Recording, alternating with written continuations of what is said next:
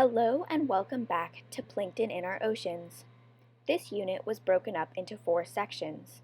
In this fourth and final section, we will be talking about climate change and how it relates to plankton. You learned in the introduction to this unit that phytoplankton produce 50 to 85% of our oxygen through photosynthesis. Photosynthesis uses carbon dioxide, and therefore, plankton play a large role in the regulation of our climate. You also learned that they are the foundation of the food web. This means that they have a bottom-up effect. As they begin to change patterns or distribution because of climate change, so too will they change the ecosystems that they are the foundation of. This means that they are good indicators of climate change. The changes in ocean mixing due to the warming climate are impacting plankton. Remember, plankton distribution is not even throughout the ocean. Since plankton depend on light and nutrient availability, they are greatly influenced by reduced ocean mixing because it prevents those cold, nutrient-rich waters from replenishing the nutrients. With a warmer surface ocean, there is a greater difference in the density of the top and bottom ocean, which makes mixing a lot harder.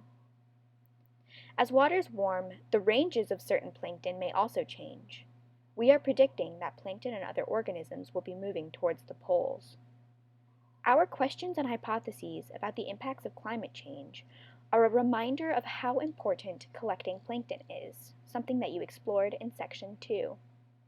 When thinking about anthropogenic impacts on plankton, we don't only think about climate change, which is the long-term trend of warmth that we are currently seeing, but we also think about pollution. In the introduction to this unit, you learned about harmful algal blooms. HABs are becoming more common due to nutrient input into the ocean caused by humans.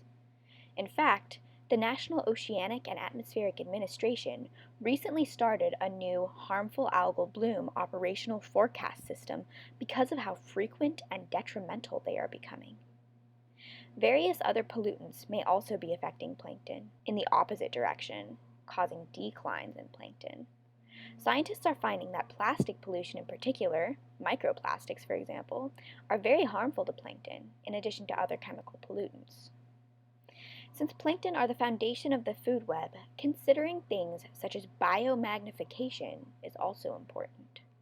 Biomagnification is the phenomenon in which some chemicals accumulate in higher concentrations as you get to higher trophic levels. Think about it. The amount of pollutant in a single planktonic organism is pretty small, but whales can eat thousands of pounds of plankton, meaning that they are being exposed to thousands of times the amount of pollutant as that single planktonic organism.